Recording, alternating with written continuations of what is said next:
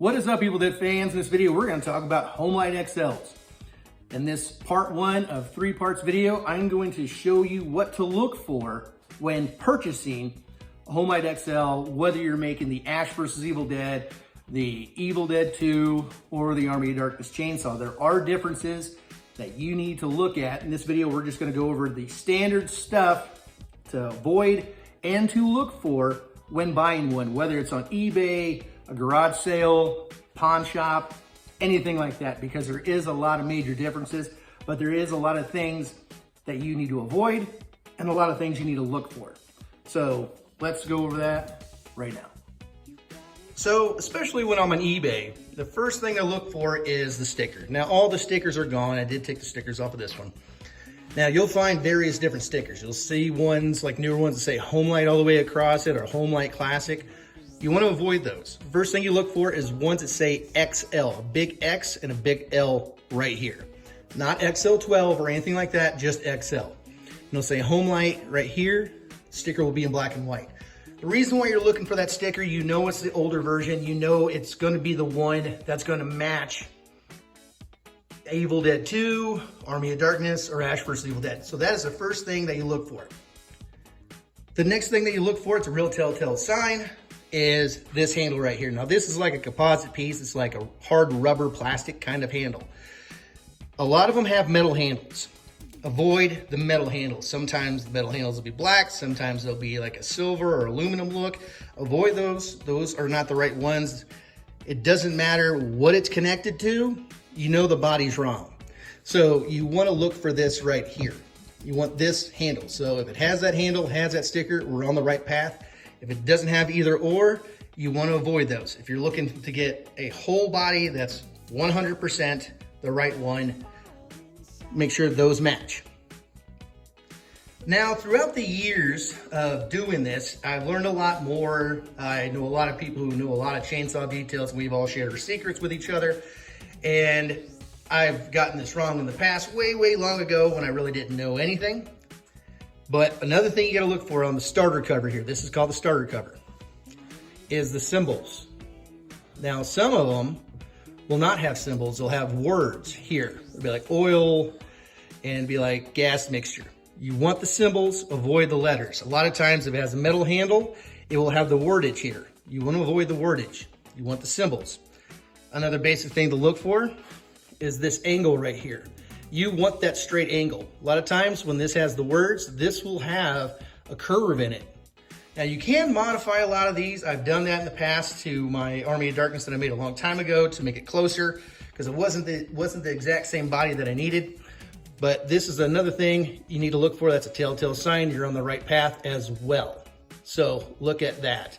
It has a straight angle, right sticker, this handle, also these. The symbols, again, you're on the right path. Another thing is the caps. Now you can see this cap right here. It has a symbol and the words. This one over here has a symbol and the words. Now you need those caps. Now if you find a chainsaw that doesn't have those caps, a lot of times the caps have been replaced.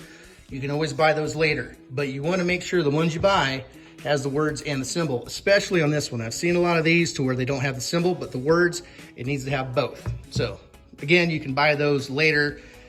It's just nice to have them when you buy a whole chainsaw.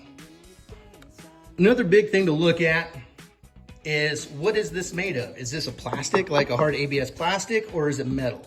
You want the hard ABS plastic. You want that. Avoid the metal ones because those ones are incorrect. A lot of times the side handle doesn't connect the same as like these plastic ones, but sometimes they do. But make sure it's that hard ABS plastic, not the metal. Even though the metal is easier to work with cutting, a lot of times the plastic likes to spit all over the place, but this is what you're looking for. Another general thing that a lot of people miss is this block piece up here. You want it to come all the way to this line, all the way. You'll see some that are kind of recessed. You can modify, you can sculpt that extra on there if you have a body that isn't correct, but you want it all the way to that line. Now when it comes to Ash vs. Evil Dead, this one has more of a sharp line here and here, when Evil Dead 2 does not, but we'll get into that in part 2 and part 3 of the video series here. So this block has to go all the way to this line. Another thing to look for is this right here. If it's almost straight, see how it just kind of angles out just a little bit? That is correct. You'll see some where they angle across like this.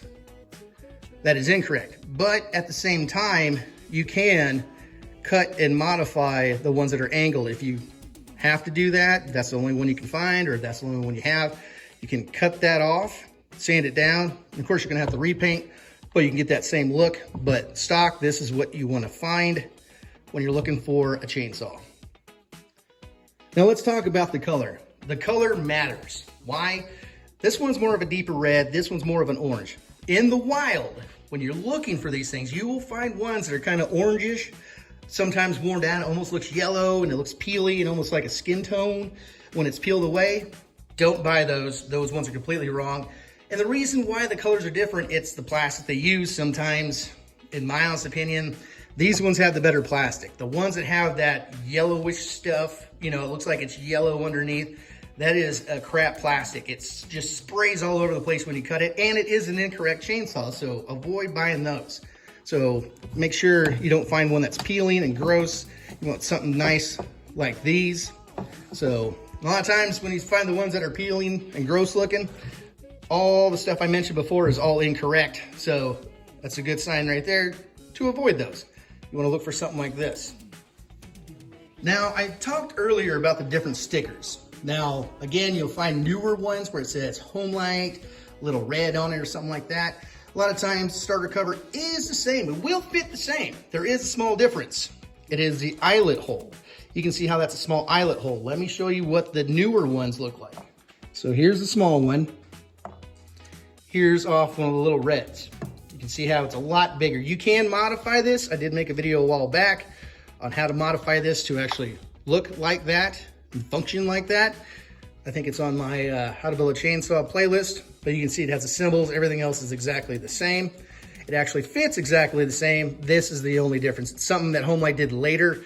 I think it helped out from this cord ripping, so they widened it out for function. So that's something to look for. A lot of times you won't see it on eBay or anything like that, but if you're at a pawn shop or a garage sale, you can see that. Again, that can be modified. Another thing to watch out for when you're buying off eBay especially is just seeing this side. Now, again, if you see that sticker, it just says Homelite all the way across. It doesn't say the big XL or it says little red, and it doesn't show this other side. This other side over here, the muffler is like way up, and this whole body side is incorrect. So you'd have a decent starter cover, but the main body is completely wrong. So watch out for that sticker. That's always the first thing you look for. Make sure it has a big XL, not a big XL12 or a big Super 2, just a big XL and Homelite across it right there. I do have to mention that this is a running chainsaw. This thing runs, it works. I bought it off eBay. Now, let's talk about price for a moment. This is running, it works, it looks almost brand new. It is so nice. Will I strip this one down? No, I'm gonna keep this working. It's too nice to strip down. I mean, this is the perfect body to make something into a chainsaw hand because there's little cosmetic work you have to do, but it's just too nice to do. Now, I got this on eBay for 50 bucks plus $20 shipping, so $70. That is a steal. The ones I've seen on eBay are going for about 125 to 250 bucks running and in good condition. So this was a steal. Don't expect to find something like this for 50 bucks. This was just luck. I will tell you that. You know, guy was looking down and said, hey, you need a cool chainsaw. And I was looking for one, so thank you. All right, let's say you're on eBay and you see one, it's listed for 20, 30 bucks. It says used just for parts. And it only has a shot of this side. A lot of times you'll find that this is all busted up and messed up, all that stuff. Is it a bad deal? No, only if it has this. If it has a good side handle here, that's proper. The tanks alone are great to have because those are a little pricey sometimes to buy them separately. Again, you can buy the caps, but if it has the right caps, that's a plus. And also, you have the whole starter cover and you have your muffler piece back here. You can always find, I don't say always find because they are getting harder to find, the main body piece over here. So for 20, 30 bucks, have all that stuff and the body bolts. These body bolts are like gold. You can't mix body bolts from the plastic ones to the metal ones and the metal ones to the plastic bodies. They don't interchange. They're different. One looks very much like a screw. That one goes, sorry, not a screw, but a bolt. That one is for the metal ones. These ones look more like a screw, so it can dig into the ABS plastic. So they're not interchangeable. So those are nice to have. Body bolts can sometimes be hard to find. Sometimes they're oversized. So it's good to have proper body bolts. So that's not a bad deal. So what do I think is a fair price when buying one of these? Let's say it's not running and it's in good condition, really good condition, has everything, maybe not the caps. That's fine. I can live without that. I can find those. What is a fair price? At the most, something that needs some cosmetic work, missing a couple things, doesn't run, I would say $70 is my limit. Now 70 plus shipping. So if somebody's charging over 30 bucks to ship one of these, they're ripping you off. You'll see a lot of times these will be for sale real cheap on eBay for like 40 bucks, but the shipping is like $150. That is bull crap. They're ripping you off. They're taking the money off the top of the shipping because it's guaranteed money for them.